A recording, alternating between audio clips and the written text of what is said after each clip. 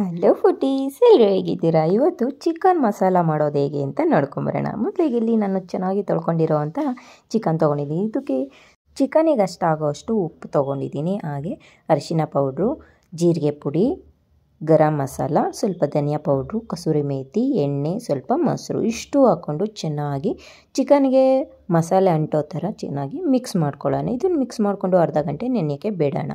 ನಂತರ ಇಲ್ಲಿ ಒಂದು ಪಾತ್ರೆಗೆ ನಾನು ಎಣ್ಣೆ, ಈರುಳ್ಳಿ, ಇದಕ್ಕೆ ಸ್ವಲ್ಪ ಮಸಾಲ ಐಟಮ್ಸ್ ತೊಗೊಂಡಿದ್ದೀನಿ. ಚಕ್ಕೆ, ಲವಂಗ, ಏಲಕ್ಕಿ, ಮೊಗ್ಗು ಇಷ್ಟು ಹಾಕ್ಕೊಂಡು ಈರುಳ್ಳಿ ಜೊತೆ ಚೆನ್ನಾಗಿ ಬಾಡಿಸ್ಕೊಂಡು ಸ್ಮೆಲ್ ಹೋದ ನಂತರ ಸ್ವಲ್ಪ ನಾನು ಗೋಡಂಬಿ ಹಾಕ್ಕೋತಾ ಇದ್ದೀನಿ. ಇದನ್ನು ಎಲ್ಲ ಚೆನ್ನಾಗಿ ಬಾಡಿಸ್ಕೊಂಡು ಹಸಿರು ಮೆಣಸಿನ್ಕಾಯಿ, ಸ್ವಲ್ಪ ಅರಿಶಿನ ಪೌಡ್ರು ಹಾಕ್ಬಿಟ್ಟು ಚೆನ್ನಾಗಿ ಬಾಡಿಸ್ಕೊಳ್ಳೋಣ.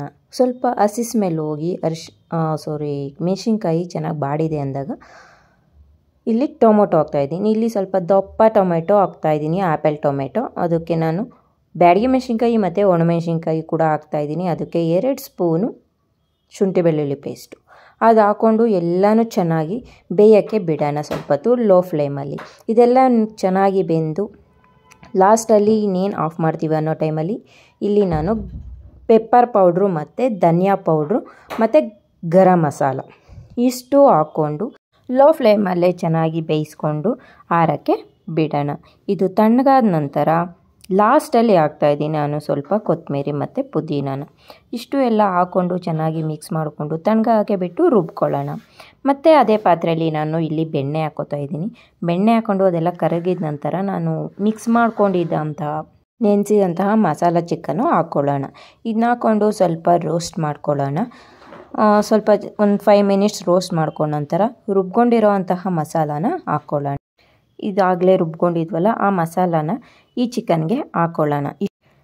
ಈಗ ಇದಕ್ಕೆ ಕನ್ಸಿಸ್ಟೆನ್ಸಿ ನೋಡಿಕೊಂಡು ನೀರು ಬೇಕಾದರೆ ಸ್ವಲ್ಪ ಹಾಕ್ಕೊಳ್ಳಿ. ತೀರಾ ಗಟ್ಟಿಯಾಗಿದ್ರೂ ಚೆನ್ನಾಗಿರಲ್ಲ, ಹಾಗೆ ತೆಳ್ಳ ಇದ್ರೂ ಚೆನ್ನಾಗಿರಲ್ಲ, ಮಸಾಲ ಥರ ಅಲ್ವಾ ಇದು. ಈಗ ನಾನು ರುಚಿಗೆ ತಕ್ಕಷ್ಟು ಮತ್ತೆ ಉಪ್ಪು ಹಾಕ್ತಾಯಿದ್ದೀನಿ. ನೀವು ಟೇಸ್ಟ್ ನೋಡಿಕೊಂಡು ಹಾಕಬೇಕಾಗುತ್ತೆ. ಇದನ್ನ ಸ್ವಲ್ಪ ಒಂದು 10 ಮಿನಿಟ್ಸು ಲೋ ಫ್ಲೇಮಲ್ಲಿ ಚೆನ್ನಾಗಿ ಬೇಯಿಸ್ಕೊಂಡ್ರೆ ಈ ಥರ ಕಲರ್ ಬರುತ್ತೆ. ಲಾಸ್ಟಲ್ಲಿ ನಾವು ಸ್ವಲ್ಪ ಕೊತ್ತಂಬರಿ ಪುದೀನ ಹಾಕ್ಕೊಂಡು ಅದ್ರ ಮೇಲೆ ಸ್ವಲ್ಪ ಕ್ರೀಮ್ ಇದ್ದರೆ ಕ್ರೀಮ್ ಹಾಕ್ಬೋದು, ಇಲ್ಲ ಮೊಸರು ಕೂಡ ಹಾಕ್ಬೋದು. ತುಂಬಾ ಟೇಸ್ಟಿಯಾಗಿರುತ್ತೆ ಚಪಾತಿ, ಪೂರಿ ಇದಕ್ಕೆಲ್ಲ. ಈ ವಿಡಿಯೋ ನಿಮಗೆ ಇಷ್ಟ ಆಗಿದೆ ಅಂತ ನಾನು ಅಂದ್ಕೊಂಡಿದ್ದೀನಿ. ಹಾಗೆ ಇನ್ನು ಯಾರೆಲ್ಲ ಸಬ್ಸ್ಕ್ರೈಬ್ ಮಾಡಿಲ್ಲ ಸಬ್ಸ್ಕ್ರೈಬ್ ಮಾಡಿ. ಈ ವಿಡಿಯೋ ಇಷ್ಟ ಆಗಿದರೆ ಲೈಕು, ಕಮೆಂಟು, ಶೇರ್ ಮಾಡಿ. ಹಾಗೆ ಮತ್ತೊಂದು ವಿಡಿಯೋ ಜೊತೆ ನಾನು ಬರ್ತೀನಿ. ಅಲ್ಲಿವರೆಗೂ ಟೇಕ್ ಕೇರ್, ಬಾಯ್ ಬಾಯ್.